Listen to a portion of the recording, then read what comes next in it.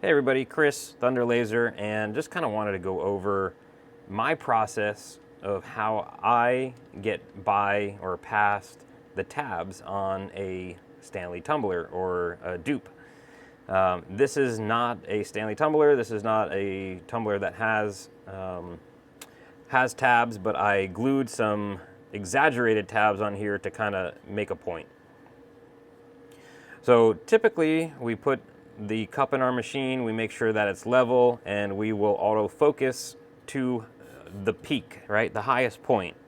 So right now we can see that my red dot, depending on my origin, where I want to start, whether it's top, middle, middle, bottom, middle, wherever I'm starting, we're setting that as our origin. So I will set this as my origin because I want to do top, middle, or top right, depending on how we're doing this. If it's a full wrap, you're probably doing top right so that it meets itself back at that start position. So hit my origin button, autofocus to that origin.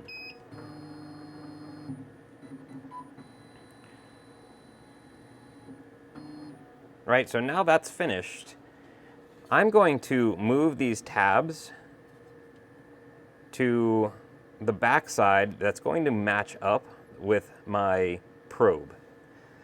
And I'm going to move the laser head off center.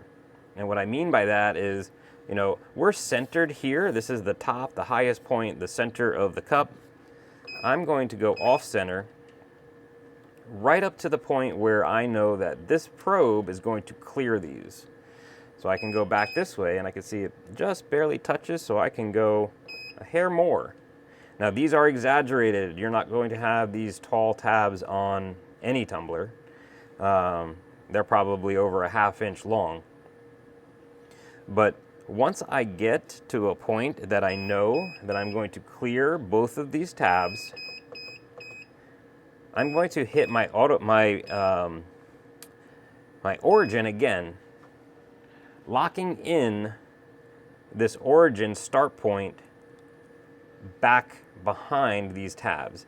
And now I know I can go back and forth without any issues as this turns. Right? The reason why I don't mind focusing or moving that head towards the back of the cup and getting out of the way of these tabs is because we're using a 2.5-inch lens, or we're using a 4-inch lens that's going to compensate for any out of focus issues.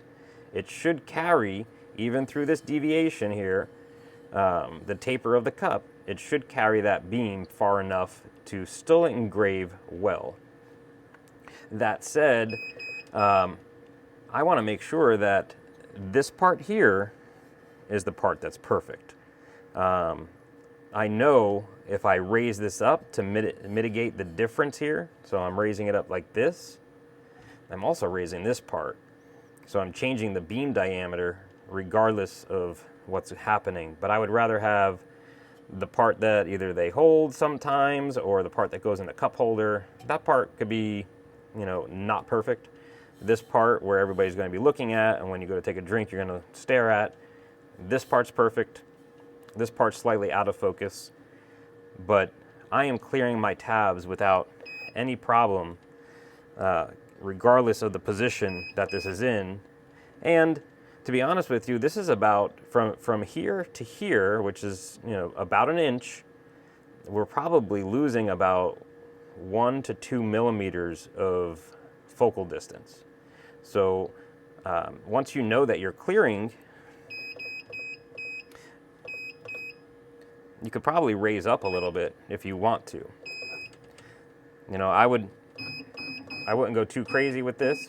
The idea is that we are keeping it away. And that's how I compensate for these tabs. Again, I move the head off center to the back of the machine and set my origin, maybe roughly an inch behind the center of the cup. Hope that helps.